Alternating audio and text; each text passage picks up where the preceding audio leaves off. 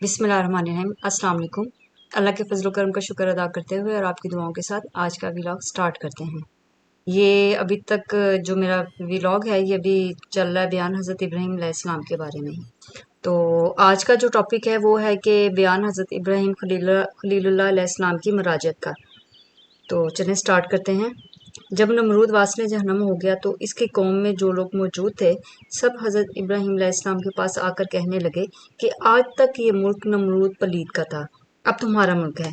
हज़रत इब्राहीम अलैहिस्सलाम ने फरमाया कि मुझको मुल्कगिरी से कोई काम नहीं है और ये मुल्क हमेशा मुल्क बेजवाल का है और मैं बंदा बाजवाल इस बेजवाल का हूँ। मुल्क मिस्र व अजम बादशाहों की जगह है और मुल्क शाम नबियों की जगह है। मैं तो शाम जा रहूँगा। लोगों ने कहा कि हम भी आपके साथ शाम में जा रहेंगे। तब हज़रत इब्राहीम अलैहिस्सलाम शाम की तरफ रवाना हुए। रहिया नामी एक जगह है, वहाँ पर जब आप पहुँचे तो इस मुल्क को और इस शहर को रौनक बख्शी और वहाँ से दरिया फ़ुरात के किनारे आ पहुँचे। वहाँ भी एक शहर आबाद किया और इस शहर को कौम रुकैया का नाम कौम रुकैया है। फिर वहाँ से हल्ब में तशरीफ़ लाए और वजह तस्मिया हल्ब की ये है कि शब को वहाँ दूध दोहा करते थे और वहाँ हल्ब अहमर में आए और फिर वहाँ से ऐन में आए कि जहाँ के बादशाह ने हज़रत हाजरा को हल्ब हजरत हाजरा को दिया था और बादशाह हज़रत इब्राहीम अलैहिस्सलाम के पास आया और दीन इस्लाम से मुशर्रफ हुआ और फिर जो भी हज़रत इब्राहीम अलैहिस्सलाम की मुलाकात को आते वो दीन इस्लाम से मुशर्रफ होते। वहाँ चंद रोज़ क़याम के बाद हज़रत इब्राहीम अलैहिस्सलाम अपनी ज़ौजा मोहतरमा के हमरा दमिश्क में आ गए और वहाँ उसी दिन पर इस्लाम का तरीक़ा व अतवार लोगों को बताया और बहुत से लोग मुशर्रफ बे इस्लाम हुए। इसके बाद शहर तैयब में वारिद हुए और वहाँ के अहले शहर हज़रत इब्राहीम अलैहिस्सलाम के आने से पहाड़ों में भागकर चले गए और जो मुसलमान हज़रत इब्राहीम अलैहिस्सलाम के साथ थे उन लोगों ने वक्त को गनीमत समझते हुए इनके छोड़े हुए मालो दौलत से फ़ायदा उठाया और वह तमाम माल गनीमत लेकर हज़रत इब्राहीम अलैहिस्सलाम के साथ कुनान में आ पहुँचे और उन लोगों ने वहाँ एक नहर जारी देखी। हज़रत इब्राहीम अलैहिस्सलाम ने फरमाया कि इसका पानी 7 जगहों में जाकर गिरता है, मिलादो कामू क़ायमोज़ोम और इसकी मानत दीगर जगह, लेकिन यहाँ के आदमी मुर्तकब फ़ेल बद रदीफ़ हैं।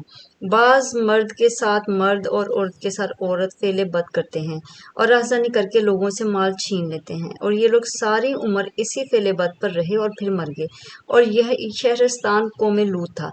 फिर वहाँ से बैतुल मुक़द्दस में तशरीफ़ लाए। तब सारा खातून ने हज़रत इब्राहीम अलैहिस्सलाम के आने से अज़राह खुशी 200 दिनार फ़ुक़रा को तस्दीक की है और तमाम शहर के लोग खुश व मसरूर हो गए। तकदीर इलाही से ऐसा इत्तफ़ाक़ हुआ कि नूर पेशानी से हज़रत हाजरा की पेशानी पर ज़ाहिर हुआ। बादा वहाँ से उठकर हज़रत सारा खातून के पास तशरीफ़ ले गए।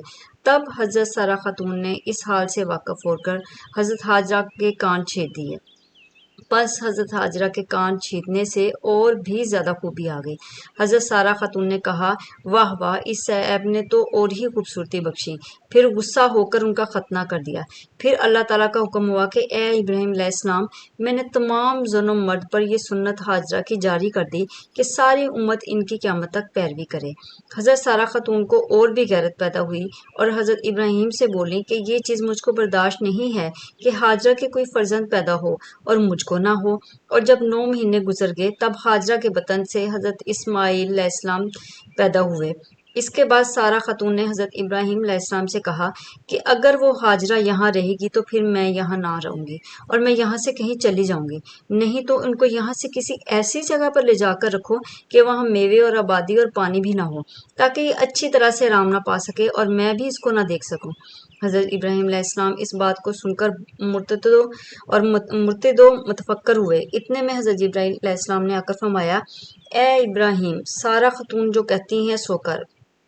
वापस हज़रत इब्राहीम अलैहिस्सलाम ने हाजरा और हज़रत इस्माईल अलैहिस्सलाम ज़बीहुल्लाह को एक ऊँट पर सवार किया और आप भी एक ऊँट पर सवार होकर बैतुल मुक़द्दस से निकलकर अब जहाँ खाना काबा है वहाँ पहुँचे। तब हाजरा से कहा कि तुम यहाँ ज़रा ठहरो, मैं आता हूँ। हाजरा हज़रत इस्माईल अलैहिस्सलाम को लेकर वहाँ बैठी रहीं और हज़रत इब्राहीम अलैहिस्सलाम दिलगीर होकर अपनी आंखों से आंसू बहाते हुए मुल्क शाम की तरफ तशरीफ़ ले गए। जब 2 घड़ी गुजरी कि देखा कि इब्राहीम अलैहिस्सलाम तशरीफ़ नहीं लाए और आफताब गर्म हुआ तो सर पर गर्मी पहुंची तो प्यास की शिद्दत महसूस हुई। اور اس پیاس کی شدت کی وجہ سے حضرت حاجرہ کو صفا و مروہ کی طرف دوڑی، وہاں بھی کہیں پانی نظر نہیں آیا۔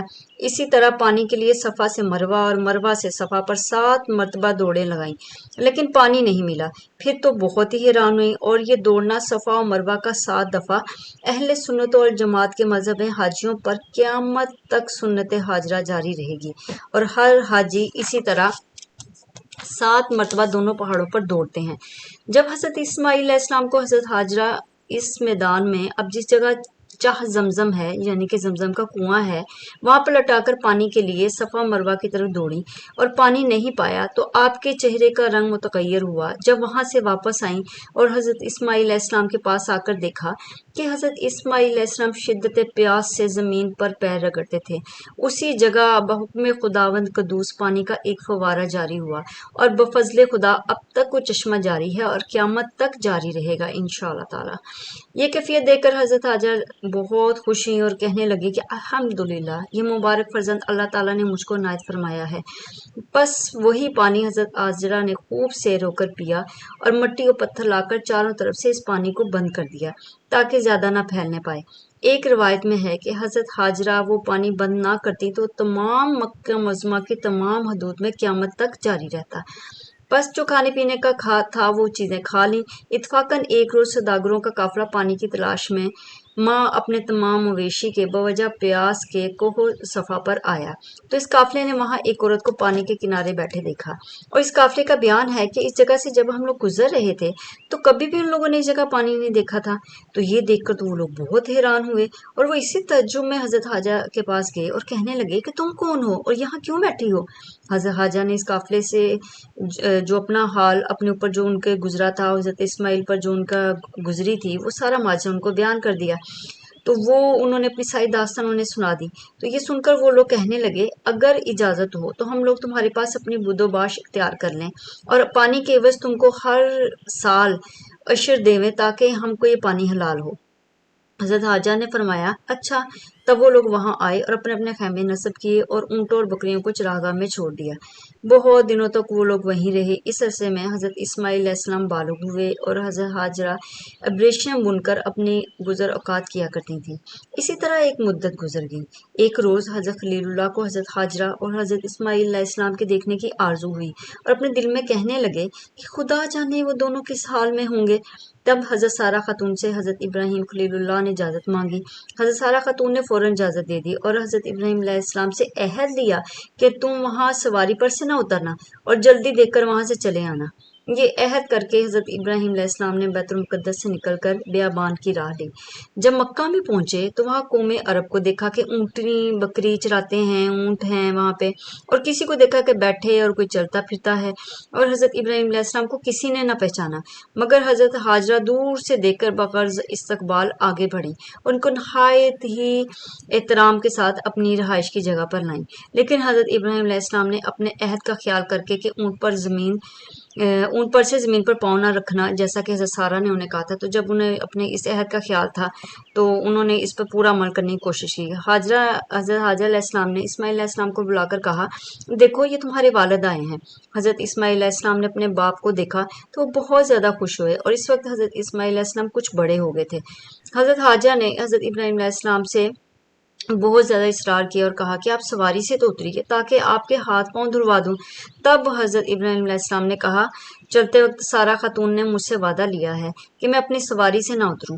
تو یہ سن کر حضرت حاجرہ نے ایک پتھر لا دیا اور اس پتھر پر پاؤں رکھ کر دھلایا، یعنی کہ وہ اونٹ سے اتریں تو زمین پہ ان کا پاؤں نہ آئے، سیدھا پتھر پہ آئے، تو وہ جو حضرت سارہ نے جو قسم وعدہ دیا تھا وہ بھی پورا ہو جائے، اور وہ پتھر پہ پاؤں ہوگا تو وہ نیچے اتر بھی آئیں گے اس طرح۔ تو اس طرح سے ان کے طریقے سے انہوں نے ہاتھ پاؤں دھلوا دیے، اور جس پتھر پر حضرت ابراہیم علیہ السلام نے پاؤں رکھا تھا اب وہ مقام خلائص کا مصلی ہے، جیسا کہ اللہ رب العزت نے ارشاد فرمایا۔ ترجمہ: پس حضرت ابراہیم علیہ السلام ان کو دیکھ کر بیت المقدس کو تشریف لے گئے اور حضرت سارہ خاتون کے پاس مہمان سرا بنا کر خلق اللہ کی دعوت و مہمانداری کرتے تھے۔ تو یہ جی اب حضرت ابراہیم علیہ السلام کے بارے میں جو تھا یہ بیان تو میرا یہاں پہ ختم ہوتا ہے۔ تو اب نیکسٹ جو ہوگا وہ ہے حضرت اسماعیل علیہ السلام کا۔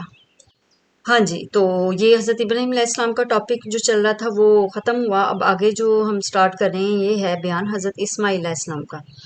तो हदीस शरीफ में आया कि एक रात हज़रत इब्राहीम अलैहिस्सलाम खलीलुल्लाह ने अपने ख्वाब में देखा कि कोई उनसे कहता है कि ए इब्राहीम उठ और कुर्बानी कर।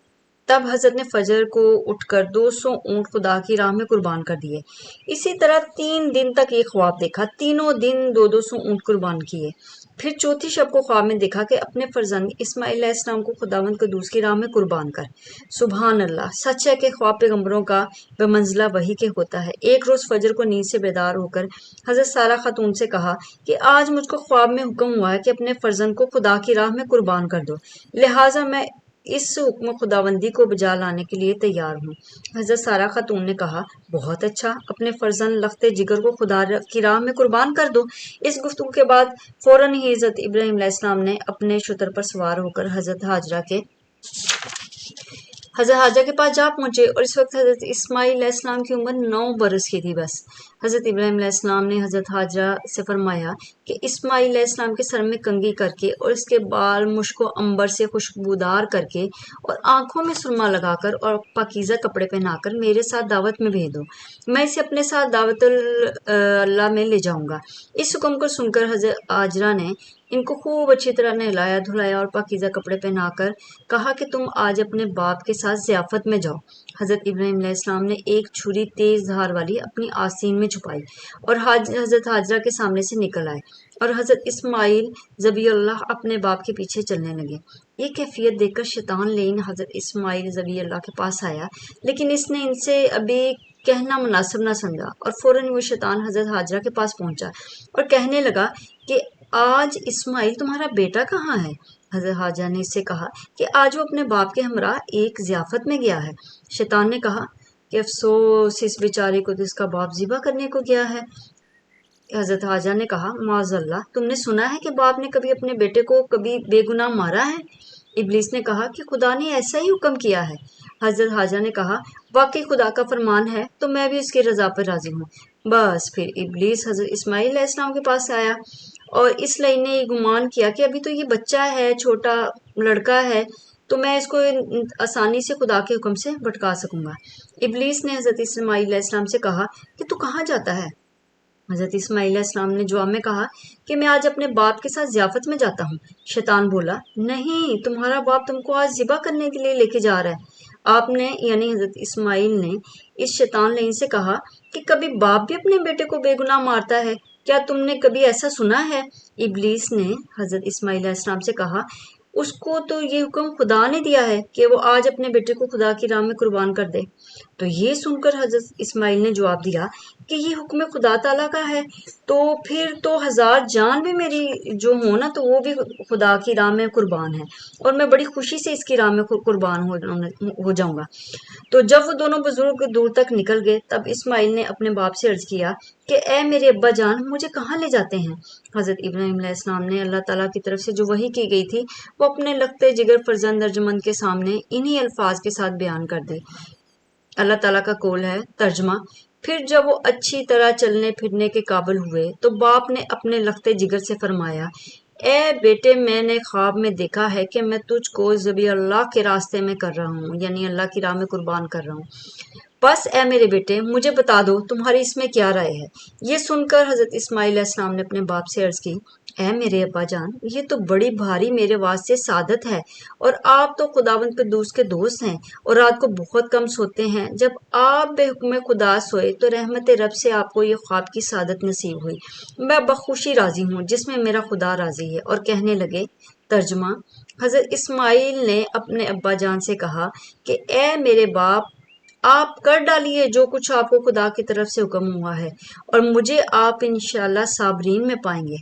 फ़ायदा फरमाया गया है, ज़िल हज की 8वीं शब को ख्वाब में देखा कि बेटे को ज़िबा करता हूँ। जब सुबह हुई तो बहुत ही फिक्रमंद हुए कि इस ख्वाब की क्या ताबीर होगी। फिर 9वीं शब में भी यही ख्वाब देखा कि मैं अपने बेटे को ज़िबा करता हूँ। फिर 10वीं शब में भी यही ख्वाब देखा।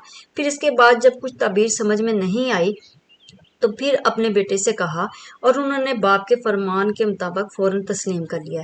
ایسے باپ اور بیٹے پر ہزاروں رحمتیں نازل ہوں۔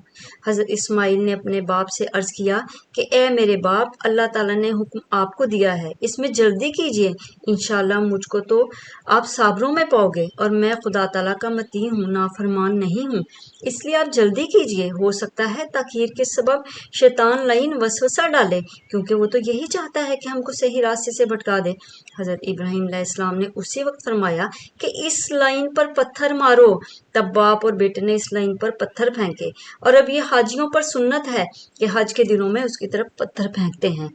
بعد حضرت ابراہیم علیہ السلام اور حضرت اسماعیل علیہ السلام اس جگہ پر جا پہنچے اب جس کو اس وقت مینا بازار کہتے ہیں، اور جہاں جا کر تمام حاجی اپنے اپنے جانوروں کی قربانی کرتے ہیں۔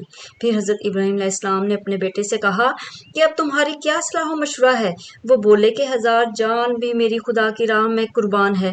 خدا کا شکر ہے کہ آپ نے مجھے قربان ہوتے ہوئے اپنے خواب میں دیکھا، بس آپ جس طرح بھی ممکن ہو جلدی کیجیے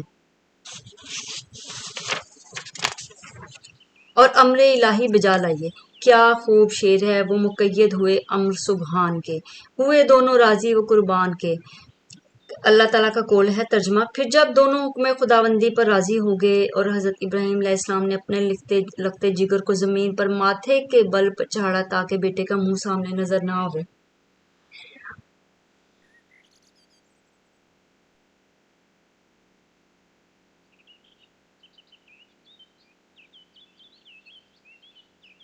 سوری، وہ واقعہ اتنا وہ ہو رہا ہے کہ میرے اس کو امیجن کر کے نا تو میرا وہ ہو رہا ہے تھوڑا، سوری۔ ہاں جی، اور محبت جوش نہ کرے اور حکم خداوندی میں بھی کوتاہی نہ ہو جائے۔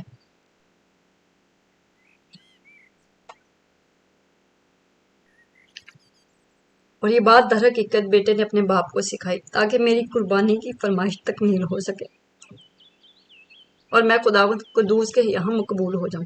کہتے ہیں کہ اس امر کے بجا لانے میں حضرت ابراہیم علیہ السلام نے کوئی کسی قسم کی کوتاہی نہیں کی، مگر دل پر جو کچھ گزری ہوگی وہ تو خدا کو ہی پتہ ہے۔ اور حضرت اسماعیل نے بوقت ذبح اپنے ابا جان سے مدبانہ التماس کی کہ اے ابا جان، میری اس وقت صرف 3 گزارش ہیں اور میری وصیتیں سمجھ لیجیے۔ سب سے پہلے میرے ہاتھ پاؤں مضبوطی سے باندھ لیجیے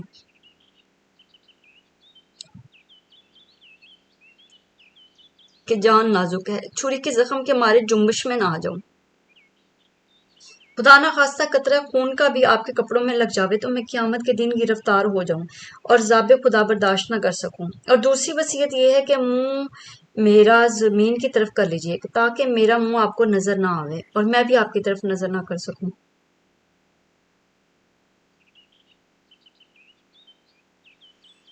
تاکہ آپس میں محبت جوش نہ کرے اور یہ ہمارے اور آپ کے درمیان قصور کا سبب بن جائے۔ اور تیسری وصیت یہ ہے کہ جب آپ گھر کی طرف تشریف لے جائیں تو وہاں جا کر میری محترمہ والدہ صاحبہ کی خدمت میں سلام کہنا اور میرا کپڑا خون بھرا ان کو دینا تاکہ یہ نشانی ان کو تسلی کا کام دے، اور یہ صرف اس واسطے کہہ رہا ہوں کہ ان کا کوئی دوسرا فرزند نہیں ہے۔ یہ باتیں اپنے بیٹے سے حضرت ابراہیم علیہ السلام نے سنی اور اس کے بعد اپنے کرتے کی آستین سے چوری اور رسی نکال کر حضرت اسماعیل علیہ السلام کے ہاتھوں کو اچھی طرح سے مضبوط باندھے اور ان کا منہ بھی زمین کی طرف کر دیا۔ پھر حضرت اسماعیل علیہ السلام نے کہا اے میرے ابا جان، میرے ہاتھ پاؤں کھول دیجئے، کیونکہ جو بندہ بھاگنے والا ہوتا ہے اسی کے ہاتھ پاؤں باندھ کر خدا کی درگاہ میں لاتے ہیں۔ لیکن یہ بات حضرت ابراہیم علیہ السلام نے نہ مانی اور گلے پر چھری زور سے چلائی، مگر بحکم خدا کچھ بھی نہ کٹا۔ حضرت اسماعیل علیہ السلام نے اپنے باپ سے عرض کیا کہ میرے ابا جان، کہ چھری کی پوچھ سے ذبح کرتے ہو جو کاٹتی نہیں ہے۔ تب حضرت ابراہیم علیہ السلام نے پھر چھری پر زور لگایا لیکن پھر ذبح نہ ہوا۔ پھر حضرت اسماعیل علیہ السلام نے اپنے ابا جان سے کہا اب کی مرتبہ چھری کی نوک سے گلے میں ڈال کر زور سے ذبح کرو کہ شاید یہ کامیاب ہو اور میں خدا کی راہ میں ذبح ہو جاؤں۔ حضرت ابراہیم علیہ السلام نے بیٹے کے کہنے سے ویسا ہی کیا، لیکن پھر بھی کچھ کٹ نہ سکا۔ چھری دستے کے اندر اور دستہ حلق پر رہ گیا، غرض ہے کہ وہ ذبح کرنے میں کامیاب نہ ہو سکے۔ پھر حضرت ابراہیم علیہ السلام نے غصے میں آ کر چھری کو زمین پر ڈال دیا۔ اس وقت چھری نے حضرت ابراہیم علیہ السلام سے کلام کیا کہ اے حضرت ابراہیم علیہ السلام، خدا تمہیں کہتا ہے کہ کاٹو اور مجھے کہتا ہے کہ مت کاٹو، اور آپ کو ایک دفعہ فرماتا اور مجھے 10 مرتبہ فرماتا ہے کہ مت کاٹو، اور یہ جان لو کہ حکم الہی سب سے بہتر، اور اس کے حکم کے آگے کسی کا حکم نہیں چل سکتا۔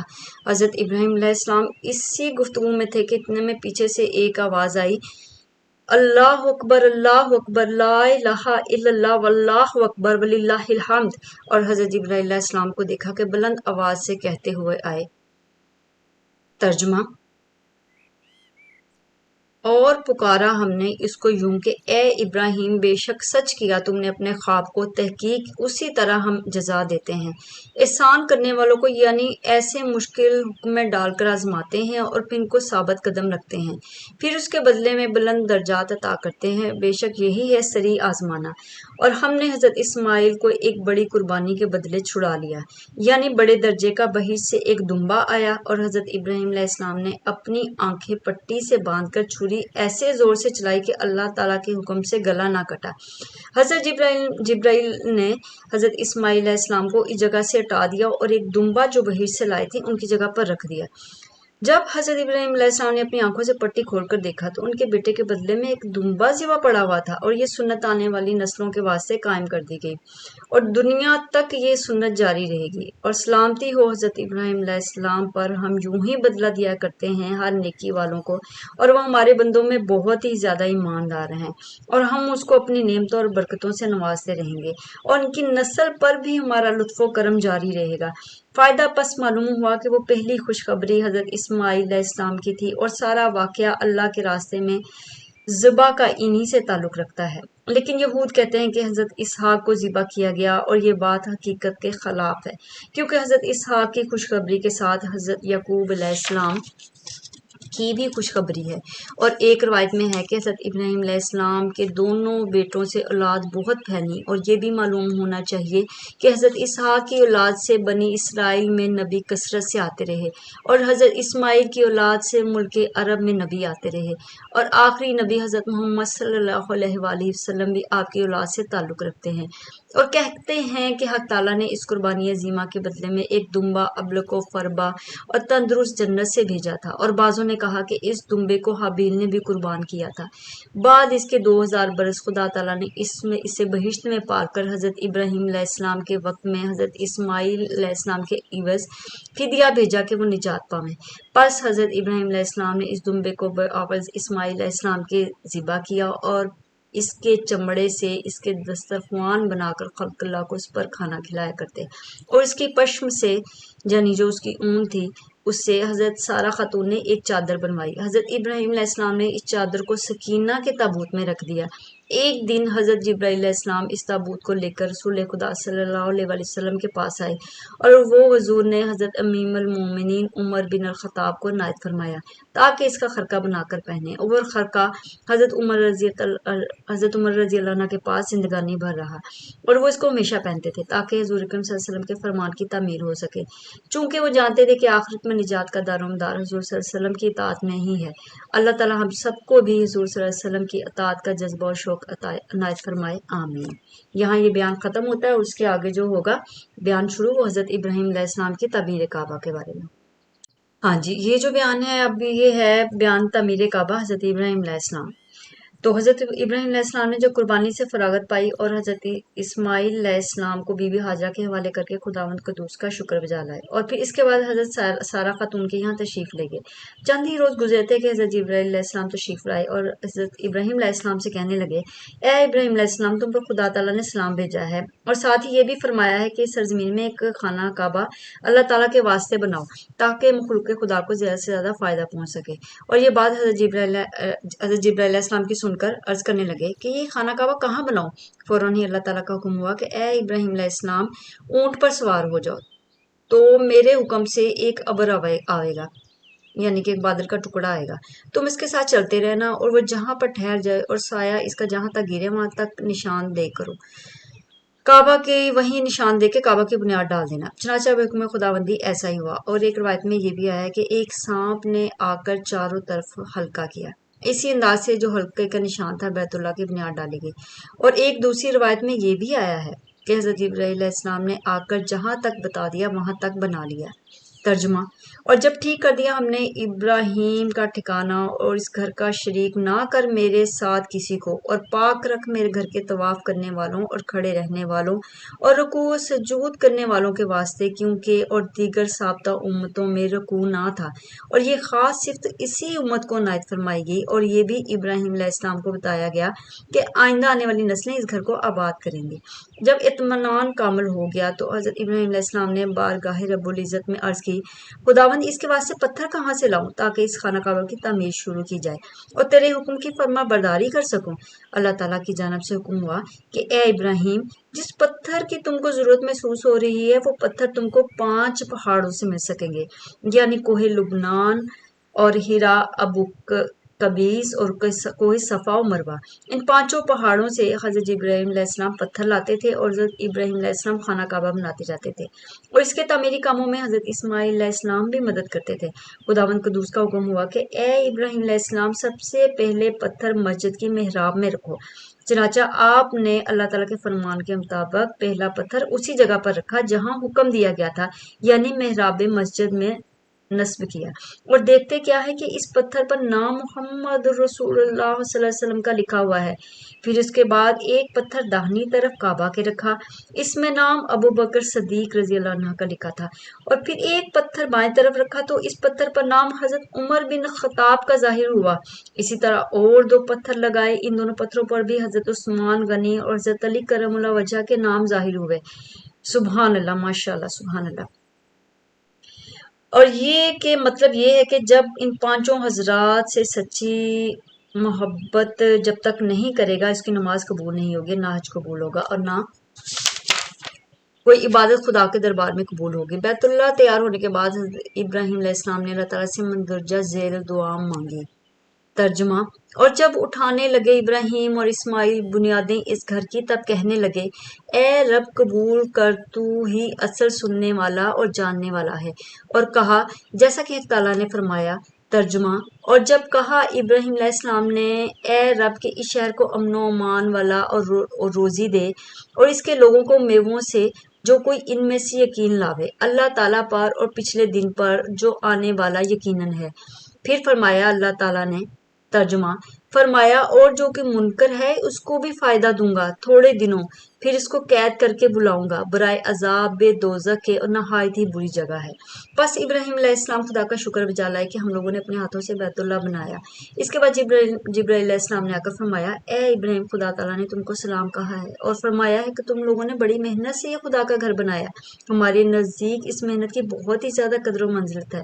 حضرت ابراہیم علیہ السلام نے خداوند قدوس سے عرض کیا کہ یا الہی، تو نے فرمایا ہے کہ بھوکے پیاسے کو کھانا کھلانا اور ننگے کو کپڑا پہنانا نزدیک میرے ایسا بڑا درجہ رکھتا ہے جیسا کہ اس گھر کا مرتبہ ہے، اور 1000 رکعت نماز ہر رکن پر تو نے اس کی ادا کی۔ پھر شاد ہوا، اے ابراہیم، تو لوگوں کو اس گھر کی طرف بلانے کی دعوت دو۔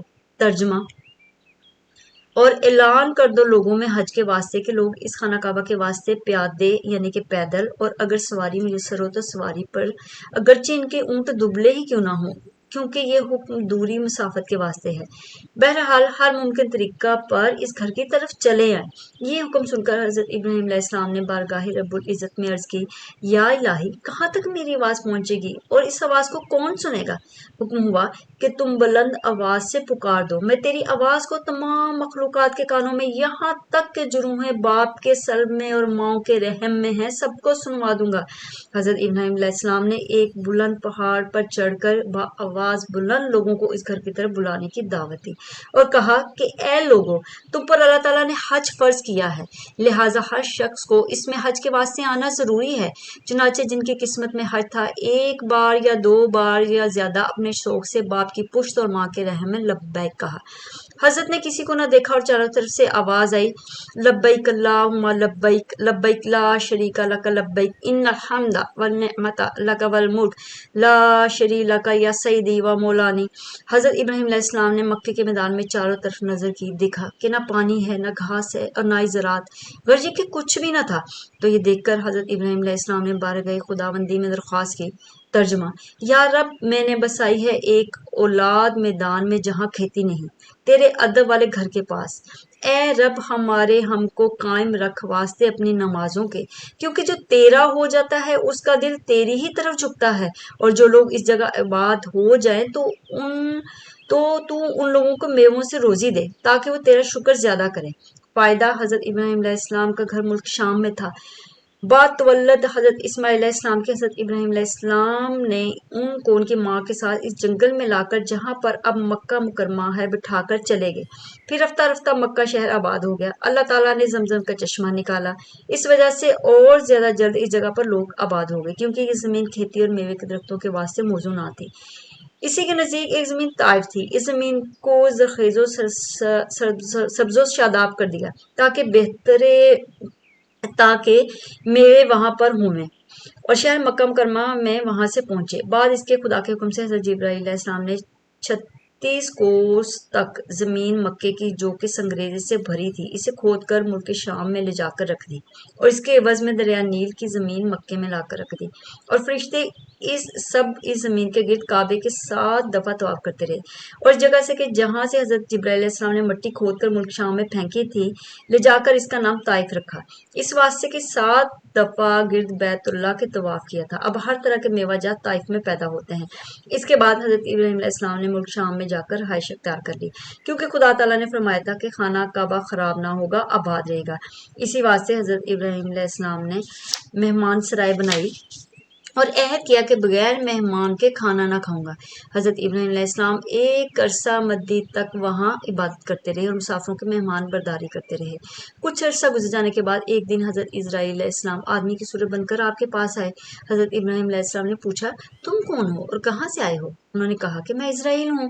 حضرت ابراہیم علیہ السلام نے یہ سن کر اسرائیل علیہ السلام سے کہا، تم میری ملاقات کے لیے آئے ہو یا جان قبض کرنے کو؟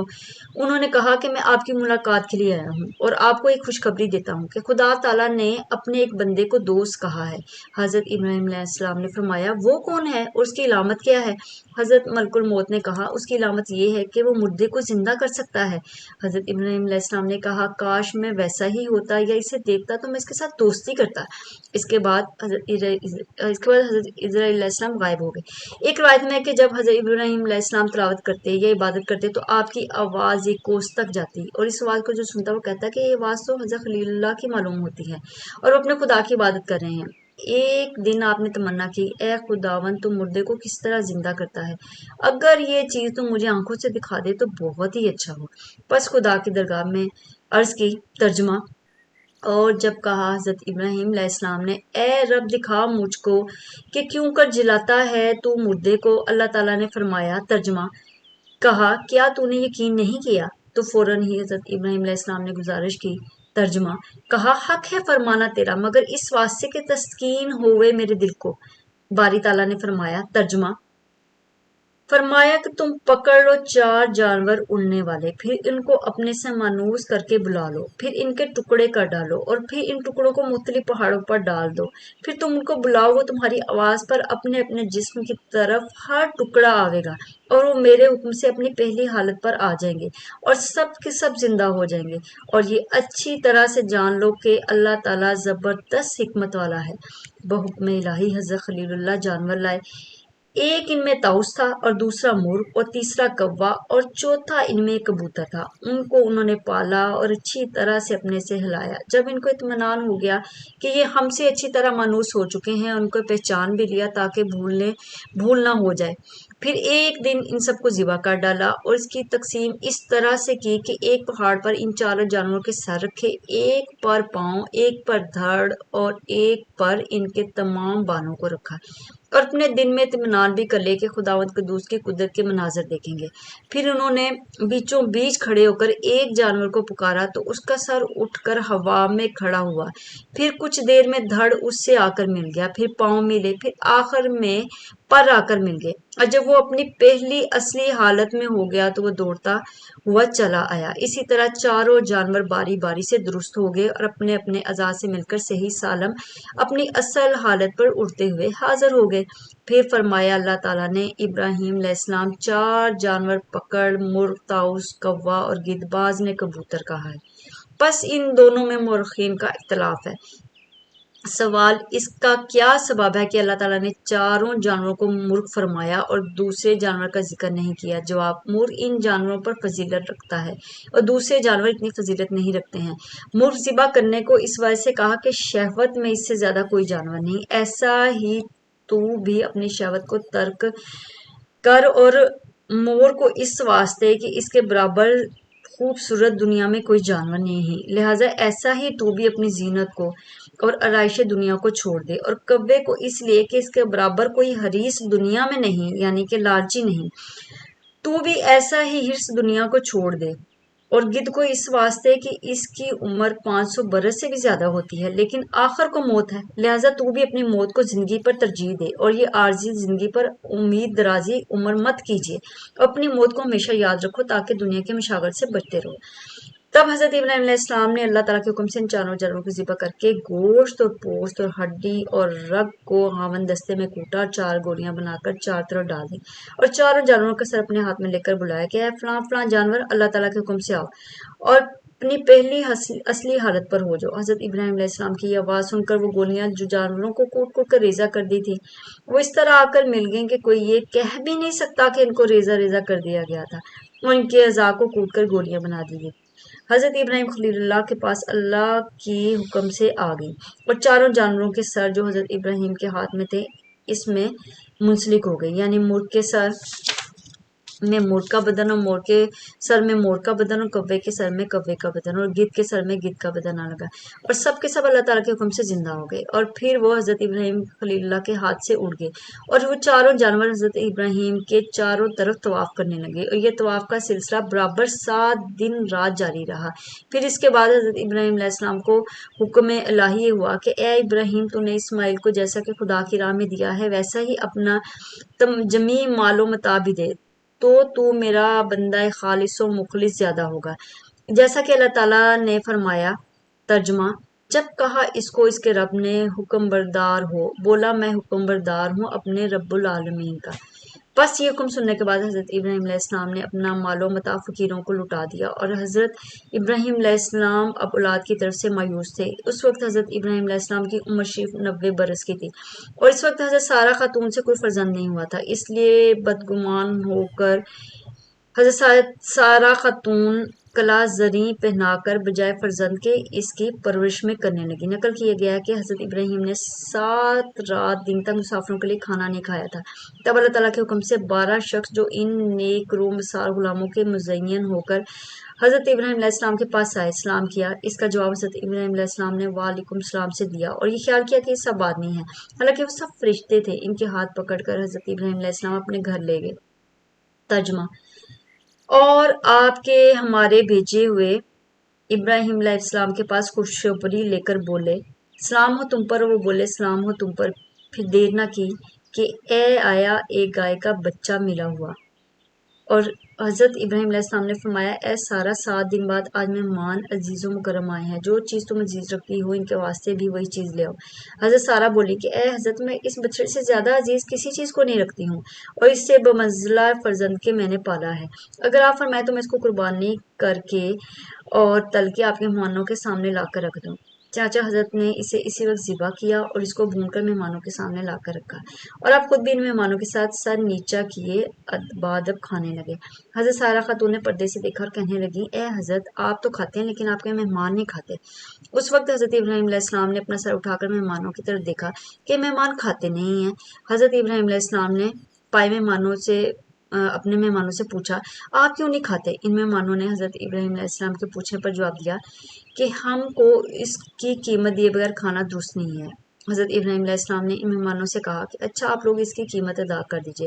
مہمانوں نے عرض کی کہ آپ اس کی قیمت میں کیا چاہتے ہیں؟ تب آپ نے ان مہمانوں سے فرمایا اس کی قیمت تو یہ ہے کہ آپ لوگ سب بسم اللہ الرحمن الرحیم کہہ کر کھانا شروع کر دیں، اس کی قیمت ادا ہو جائے گی، اور جب کھانے سے فارغ ہو جاؤ تو پھر الحمدللہ کہنا، یہی اس کی قیمت ہے۔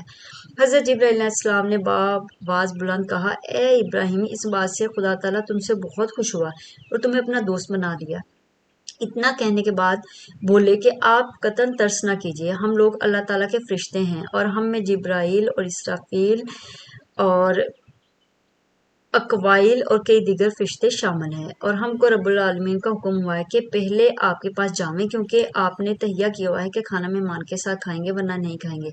और आज तकरीबन 7 दिन हुए कुछ नहीं खाया और बतौर रोजदार के हैं। हम लोग महज इसी मकसद की वजह से बसूरत इंसान आपकी तरफ भेजे गए हैं कि आप मेहमान नवाजी करें, हमारे साथ खाना खाएंगे तो आपका रोज़ा खुल जाएगा, और जो बवजह भूख और फाका करने से परेशानी लाहक हो गई ये आपको जाती रहेगी। इसके बाद अल्लाह रब्बुल इज़्ज़त का हमको हुक्म है कि शहरस्तान में हज़रत लूत अलैहिस्सलाम के पास जावें, और वो भी पैगम्बर मुरसल है, उनको वहाँ की बला से निजात देंगे। और आपको एक बशारत भी देते हैं कि आइंदा मुस्तकबिल करीब में आपके यहाँ एक फर्जंद मुबारक पैदा होगा और नाम उसका इसहाक और इसके बेटे याकूब होंगे। उस वक्त हज़रत सारा खातून जो पास खड़ी थी इस बात के सुनते ही हंस पड़ी। तर्जमा, उनकी औरत खड़ी थी और ये बातें सुनकर हंस पड़ी। फिर हमने खुशखबरी दी उसको इसहाक की और इसहाक के पीछे याकूब की। तब हज़रत सारा बोली, तर्जमा बोली, ए खराबी, क्या मैं जनूंगी हालांकि मैं बुढ़िया हूँ और खामद भी मेरा बूढ़ा है, ये तो अजीब बात है। वो फरिश्ते बोले, क्या तुम तज्जुब करती हो अल्लाह ताला के हुक्म में? ये खुदावंद कदूस की हिकमत और मेहर है और इसकी तमाम बरकतें हैं तुम पर और तुम्हारे तमाम घर पर। कहने लगे, ए सारा खातून, तुम अल्लाह ताला के कारखाने कुदरत में तज्जुब मत करो, और हम मजीद खुशखबरी ये देते हैं कि तुमको मालूम होना चाहिए कि इसहाक की पुष्ट से 70,000 पैगंबर और पैदा होंगे। और ये सुनकर हज़रत सारा खातून ने इन फरिश्तों से कहा कि इसके क्या आसार हैं? वो बोले कि तुमको मालूम नहीं, आज तुम खुदा की कुदरत का अदना करिश्मा भी देख लोगे। ये हड्डियां बछड़े की जो बड़े तबाक में रखी हैं, मैं इसकी तरफ मुंह करके कहो कुम बिज़निल्लाह।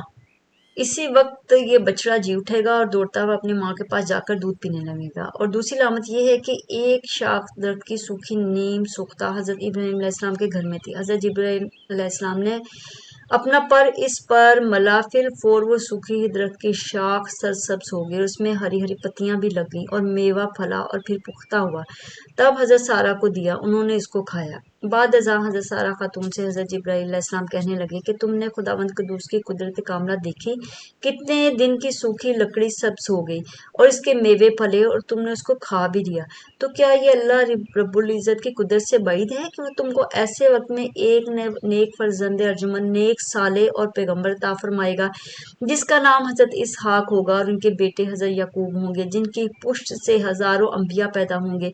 और अल्लाह रब्बुल इज़्ज़त की वहदानियत का चर्चा चारों आलम में तस्लीम किया जाएगा, ताकि मखलूक खुदा अपने हकीकी में मबूद को पहचान सके और दुनिया के मबूद इन बातल से मुंह मोड़ लें, और दुनिया के जो बातल मबूद हैं इनसे मुंह मोड़ ले दुनिया।